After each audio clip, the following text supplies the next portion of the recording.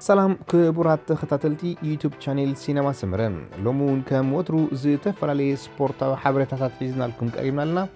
نمكتالكم بخبر نعدم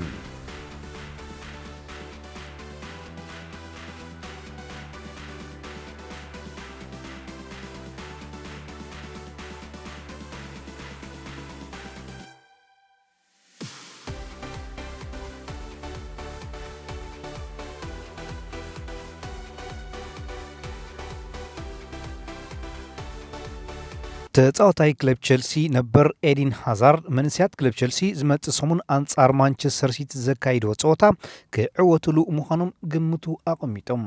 ሃዛርድ ኣብ መግለጺኡ ምስ ማንቸስተር ሲቲ ክትገጥም ቀሊል ከም ዘይኮነን ካብ ግምት ንላዕሉን ኣብ ሜዳ ኣዝዩ ከቢድ ምዃኑን ይገልጾም ንሱ ብርግጽ ንሲቲ ክስዕርዎም ይኽእል እዮም ቀሊል ኣይኮነን ሲቲ ቡርታዓት መጋጥምቲ እዮም ዝሓለፈ ዓመት ኣብ ሜዳኦም 6 ባዶ ዝሰዓሩናውን ምስክር እዮም ክብል ምስ ስካይ ስፖርት ኣብ ዝገበሮ ጻንሖት ተዛሪቦም ሃዛርድ ቀጺሉ ብርግጽ ሕማቕ ዝኽሪዩ ንዓይኒ ቸልሲን ሎም ዓመት ኣብ ጽቡቕ ኣቃውማ ኣለዉ ንኣሽትዮም ግን ድማ ብሉጻት ክብል ዘረብኡ መደምደምታ ገይሩሎም ካብ መዝነት ምስልጣን ሃገራት ጋንታ ስጳኛ ብገዛእ ፍቓዱ ዝወረደ ስጳኛዊ ሮበርት ሞሪኖ ንተጻወቱ ብንብዓት ከም ዝተሰናበቶም መረብ ሓበሬታ ማርካ ሓቢሮም ተጻወቱ ንሱ ሓቢሮም ከም ዝነብዑ ተገሊጾም ተወድር ባዕን ክልተን ምኩርን ወሓለን ኣሰልጣኒ ነታ ጋንታ ሒዙ ኣብ ጾታ ኤሮ 2020 ከም ዘይህሉ ንተጻወቱ ከም ዝሓበሮም ተፈሊጦም ኣብ ክንድኡ ድማ ስጳኛዊ ኣሰልጣኒ ሉዊስ ኤንሪኬ ነታ ጋንታ ሒዙ ኣብ ጾታ ኤሮ 2020 ክረአ ምዃኑ ተሓቢሮም እቲ ኣሰልጣኒ ስጳኛ ኣብ ልዕሊ ሮማንያ ቅድመ ምዕዋታ ዝሰናበተሉ ሰዓት ከም ዝኣኸለ ብናይ ጽሑፍ መልእኽቲ ከም ዝሓበረ ተገሊጾም ንሱ ስጳኛ ንሮማንያ ምስ ሰዓርታ ኣብ ቅድሚ ማዕከናት ዜና ወፂኡ ርእይቱ ካብ ምክፋል ከም ዝሓንግደውን ተገሊጾም እንተኾነ ንሱ ተጻወቱ ንዘርኣይዎ ኩሉ መዳያዊ ጻዕሪ ድሕሪ ምምስጋን ኣብ ዝመጽእ ሓጋይ ንዘርእይዎ ጸወታታት ዓወት ተመኒሎም ምኩር ኣሰልጣኒ ሮበርት ማሪኖ ብሰንኪ ውልቃዊ ጸገሙ ዝሓለፈ ሰነ ካብ ምስልጣንታ ጋንታ ብወለንቱ ክወፅእ ከም ዝወሰነ ይዝከር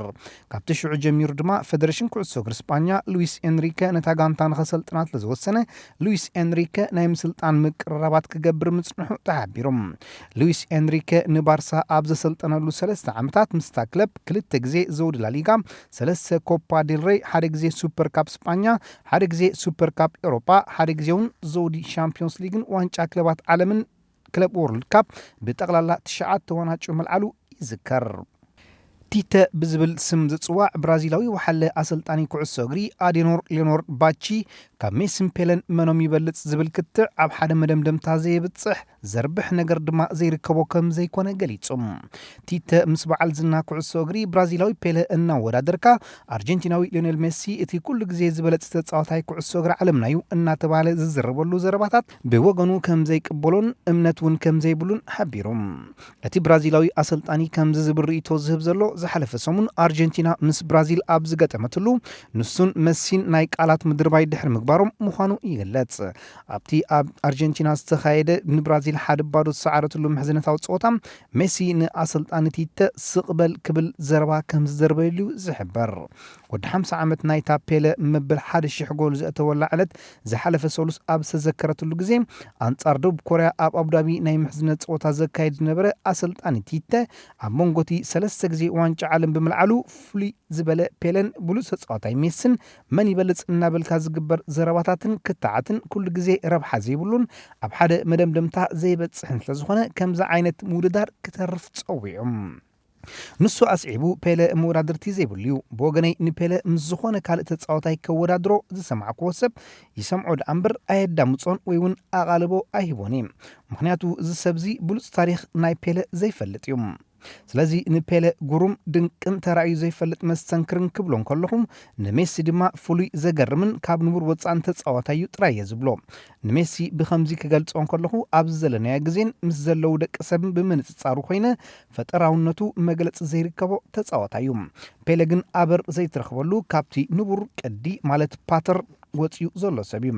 እዚ ዝብል ዘለኹ ብራዚላዊ ስለዝኾንኩ ኣይኮንኩን ስለዚ ነናቶም ፍሉይነትን ብሉጽነትን ስለዘለዎም ንሜሲን ፔለን ከንወዳድሮም ኣይግባኣናን እዩ ኢሎም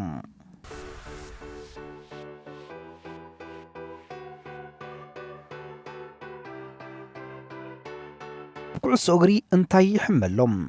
ኣርሰናል ምስ ክለብ ሬድቡል ሳልስበርግ ናይ ኣውስትርያን ዝፃወት ወዲ 19 ዓመት ሃንጋርያዊ ዶሚኒክ ሶዝሊስያ ንምህዳኑ መደብ ኣውፅያ ከም ዘላ ፉትቦል ኢንሳይደር ሓቢሮም ጁቬንቱስን ኢንተር ሚላንን ኣብ ልዕልቲ ምስ ማንቸስተር ዩናይትድ ዝፃወት ዘሎ ወዲ 29 ዓመት እንግሊዛዊ ናይ ማእከል ተፃዋታይ ክሪስ ስሞሊን ልዑል ድሌት ኣሕዲረን ከም ዘለዋ ተገሊፆም ክሪስ ስሞሊን ኣብዚ ግዜ እዚ ብልቓሕ ምስ ኢጣልያዊት ክለብ ሮማ ዝፃወት ዘሎ ኮይኑ ክልቲአን ክለባት ብ15 ሚልዮን ፓውንድ ንምውናንየን ዋጋ ዕዳጋ ዝገብራሉ ዘለዋ ዌስት ብሮም ንተኸላኸላይ እንግሊዛዊት ጋንታ ትሕቲ 20 ዓመት ዝኾነ ወዲ 19 ዓመት ናታን ጎርጉሶን ምስታ ጋንታ ዘፅንሖ ውዕል ዝመፅእ ሓጋይ ስለ ዝውድእ ኣብ ወርሒ ጥሪ ውዕሉ ንክሕድስ ስምምዓት እንተዘይገይሩ ክትሸጦ ከም እትኽእል ኣፍሊጣ ወዲ 21 ዓመት ኢጣልያዊ ኣጥቃዓይ ክለብ ወልብስ ዝኾነ ፓትሪክ ካትሮንስ ካብታ ጋንታ ክወፅእ ምዃኑ ትሕምታታት ከም ዘሎ ተሓቢሮም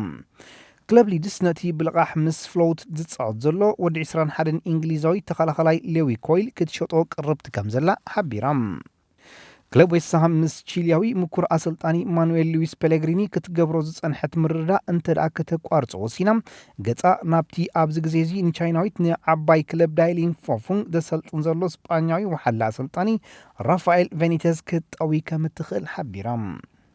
ምስ ፈረንሳዊት ክለብ ፒኤስጂ ዝፃወት ዘሎ ወዲ 27 ዓመት ብራዚላዊ ኮኸብ ኣጥቃዓይ ኔይማር ምስታ ክለብ ክሳብ 2022 ከፅንሖ ዝኽእል ውዕል ክሕድስ ከም ዝወሰነ ተገሊፆም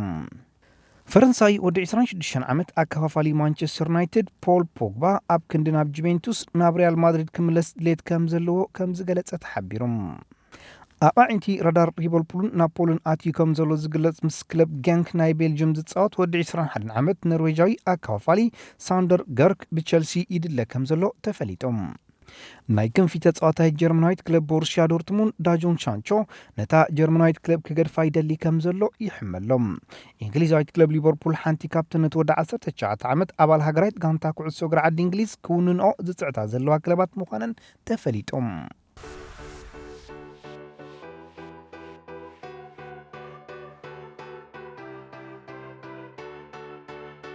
ወዲ 29 ዓመት ናይ ፀጋም ተኸላኸሊ ክለብ ቶተንሃም እንግሊዛዊ ዳኒ ሮዝ ናይ 18 ኣዋርሒ ውዕሉ ኣብ ዘኽትመሉ ዘሎ ገጹ ክለብ ቶተንሃም ሓድሽ ውዕል ከም ዘይትፍርመሉ ምስ ሓበሮ ለንደን ኢቭኒንግ ስታንዳርድ ገሊጻ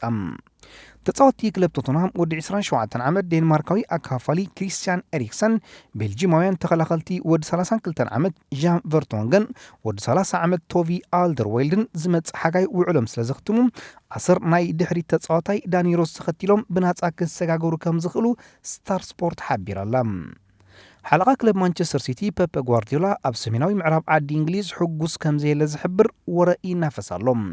ንሱ ስጳኛዊ ናብታ ሻምፒዮንስ ሊግ ክለባት ጀርመን ቡንደስሊጋ ዝኾነት ክለብ ባየር ሙኒኽ ንኽምለስ ርክባት ይገብር ከም ዘለውን ተሓቢሩሎም ብራዚላዊ ናይ ክንፊ ተፃዋታይ ክለብ ቸልሲ ዊሊያም ኣብ ስታንፎርድ ብሪጅ ዘፅንሖ ውዕል ዝመፅእ ሓጋይ ኣብ ዝወድቀሉ ኣብ ታርጌት ብክለባት ጁቬንቱስን ባርሴሎናን ኣትዩ ከም ዘሎ ተገሊፆም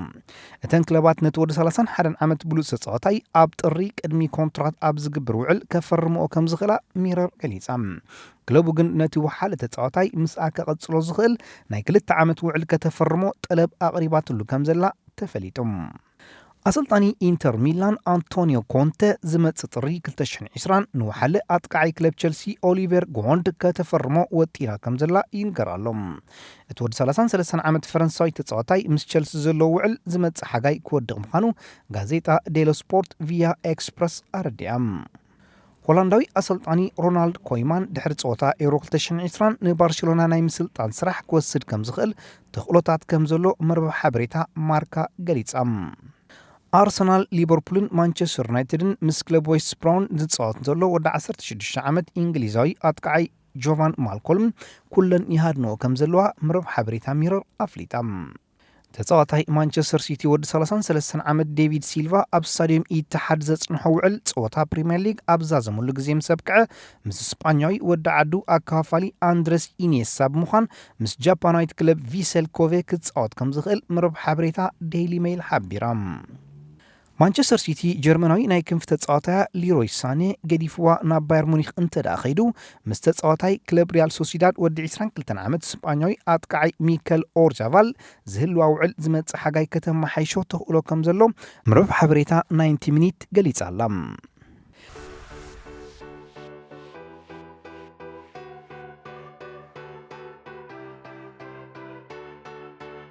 ጀርመናዊት ክለብ ባየር ሙኒክ ነቲ ብሰንኪ ዘጋጠሞ ከቢድ መጉዳእቲ ብርኪ ንኸይገዝእዎ ኣወንዚፎም ዝጸንሑ ወዲ 23 ዓመት ሳኒየ ሓድሽ ውዕል ክገብርሉ ከም ዝኽእሉ መረብ ሓበሬታ ዴይሊ ሜይል ገሊጻ።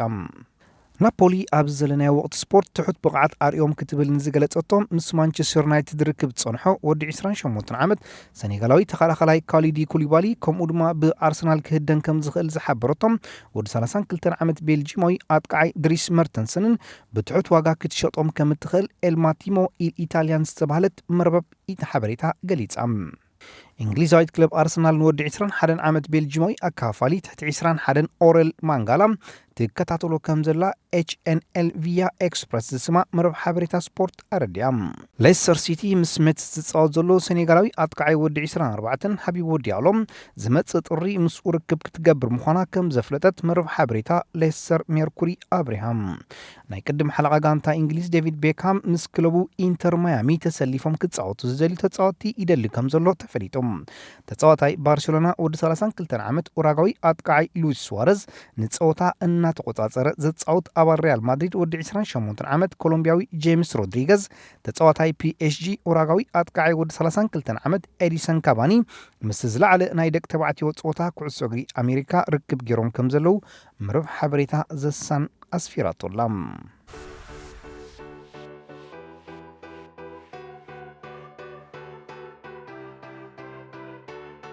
ፓኪስታን ድሕሪ 10 ዓመት ዳግማይ ፀወታ ክሪኬት ከተእንገድያ። ዝነውሐ ናይ ፀወታ ግዜ ከም ዘለዎ ዝንገር ክሪኬት ድሕሪ 10 ዓመት ንመጀመርያ ግዜው ናብ ሃገር ፓኪስታን ክምለስ ምዃኑ ተፈሊጡ። ስሪላንካውን ኣብቲ ፀወታ መታን ክትካፈል ዝመፅእ ወርሒ ናብቲ ሃገር ክትከይድ ምዃና ተገሊጹ።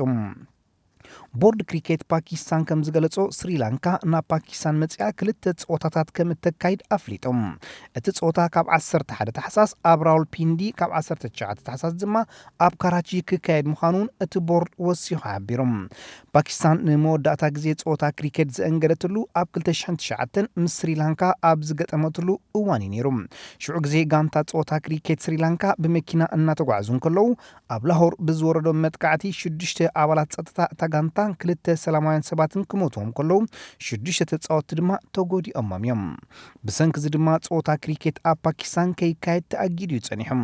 ዳይሬክተር ኣህጉራዊ ክሪኬት ቦርድ ክሪኬት ፓኪስታን ሚስተር ዘካርያ ካህን እዚ ፓኪስታን ዝሕጉስ ዜና እዩ፣ ከምኡውን ሃገር ፓኪስታን ኣብ ዓለም ውሕስን ተተኣማምን ሃገር ብምዃና ናይ ዘለዋ ክብሪ ዝመልስ ኢሉ። ካብቲ ዘጋጠመ መጥቃዕቲ ፓኪስታን ንፀወታታት ክሪኬትን ኣብ ሕሙራት ኢማራት ዓረብ ከተካይዱ ያጸኒሖም። ላዕለዋይ ሓላፊ ክሪኬት ስሪላንካ ኣሽሊ ደሲልባ ከም ዝብለቶም ንሕና ብመሰረቲ ኣቐዲምና ኣብ ፓኪስታን ዝበፅሕናዮም ዳግማይ ንፓኪስታን ክንምለስ ምዃንና ክንሕብር ከለና ብዘይ መጠን ደስታ ይስምዓና። ነቲ ዝካየድ ፀወታ ክሪኬት ድማ ናይ ብሓቂ ተሰሚዕና ንኽንፃወቶ ኣብ ፅቡቕ ኩነታት ከም ዘለና ክንገልጽ ንደሊላ። ንሳ ኣስዒባ ኩለን ክሪኬት ዝፃወታ ሃገራውያን ጋንታታት ኣህጉራዊ ክሪኬት ከእንግዳ ግዴታ ከም ዘለዎም ብምልካት ኣብ ፓኪስታን ብምሉእ ዓቕምን ኣህጉራዊ ፀወታ ክሪኬት ክፃወቱን ሕጉሳትን ሰብ ሙሉእ ተስፋን ምዃኖም ኣረድያ። ብተዓዘብትን ተፃወትን ፅቡቕ ክብረትን ዝና ዘለዎ ፀወታ ክሪኬት ኣብ መንጎ ጋንታታት ኣከታቲላ ን5 መዓልታት ዝፅወት ስለዝኾነ ኣዝዩ በዳህ እዮም። ካብዚ ተበጊሶም ድማ ናይ ፈተና ፀወታ ክብሉ ይፅውዕዎ እዮም።